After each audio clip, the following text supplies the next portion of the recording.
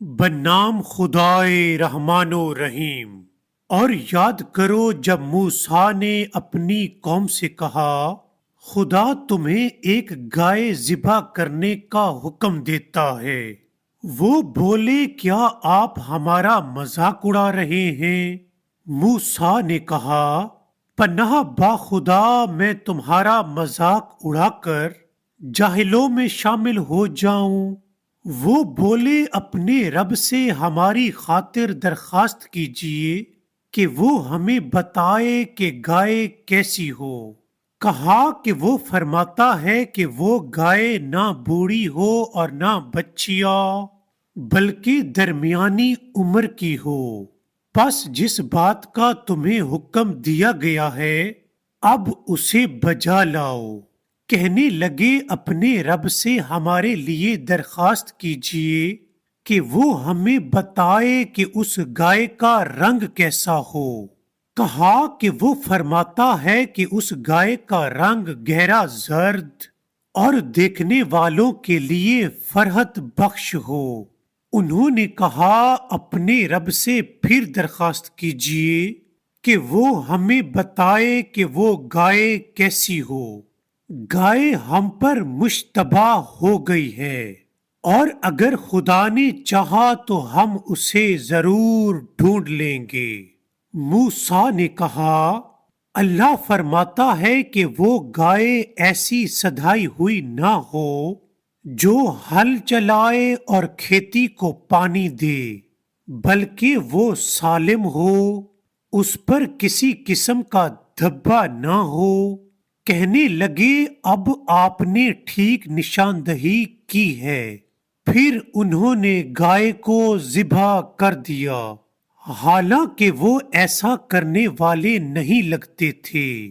اور جب تم نے ایک شخص کو قتل کر ڈالا پھر ایک دوسرے پر اس کا الزام لگانے لگے، لیکن جو بات تم چھپا رہے تھے اللہ اسے ظاہر کرنے والا تھا۔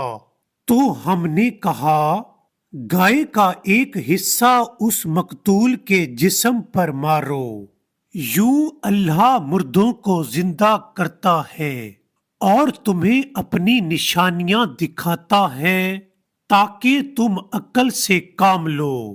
پھر اس کے بعد بھی تمہارے دل سخت رہے، پس وہ پتھر کی مانند بلکہ اس سے بھی زیادہ سخت ہو گئے، کیونکہ پتھروں میں سے کوئی تو ایسا ہوتا ہے کہ جس میں شگاف پڑ جاتا ہے تو اس سے پانی بہہ نکلتا ہے، اور ان میں کوئی ایسا بھی ہے جو ہیبت الہی سے نیچے گر پڑتا ہے، اور اللہ تمہارے اعمال سے بے خبر نہیں ہے۔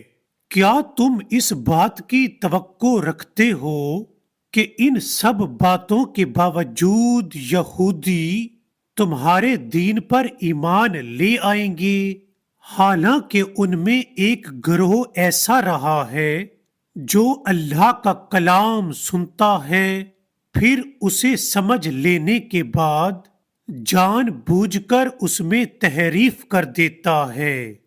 جب وہ اہل ایمان سے ملتے ہیں تو کہتے ہیں ہم ایمان لا چکے ہیں، اور جب خلوت میں اپنے ساتھیوں سے ملتے ہیں تو کہتے ہیں جو راز اللہ نے تمہارے لیے کھولے ہیں وہ ان مسلمانوں کو کیوں بتاتے ہو؟ کیا تم نہیں سمجھتے کہ وہ مسلمان اس بات کو تمہارے رب کے حضور تمہارے خلاف دلیل بنائیں گے؟ کیا یہود نہیں جانتے کہ اللہ سب کچھ جانتا ہے، خواہ وہ چھپائیں یا ظاہر کریں؟ ان میں کچھ ایسے ناخواندہ لوگ ہیں جو کتاب توریت کو نہیں جانتے سوائے جھوٹی آرزوؤں کے، اور بس وہ اپنے خیال خام میں رہتے ہیں۔ پس ہلاکت ہے ان لوگوں کے لیے جو توریت کے نام سے ایک کتاب اپنے ہاتھوں سے لکھتے ہیں پھر دعویٰ کرتے ہیں کہ یہ اللہ کی جانب سے ہے تاکہ اس کے ذریعے ایک ناچیز معاوضہ حاصل کریں، پس ہلاکت ہو ان پر اس چیز کی وجہ سے جسے ان کے ہاتھوں نے لکھا، اور ہلاکت ہو ان پر اس کمائی کی وجہ سے۔ اور یہودی کہتے ہیں ہمیں تو جہنم کی آگ گنتی کے چند دنوں کے علاوہ نہیں چھو سکتی۔ اے رسول کہہ دیجئے کیا تم نے اللہ سے کوئی عہد لے رکھا ہے کہ اللہ اپنے عہد کے خلاف ہرگز نہیں کرے گا، یا تم اللہ پر تہمت باندھ رہے ہو جس کا تم علم نہیں رکھتے؟ البتہ جو کوئی بدی اختیار کرے اور اس کے گناہ اس پر حاوی ہو جائیں تو ایسے لوگ اہل دوزخ ہیں جس میں وہ ہمیشہ رہیں گے۔ اور جو ایمان لائیں اور اچھے اعمال بجا لائیں یہ لوگ اہل جنت ہیں جس میں وہ ہمیشہ رہیں گے۔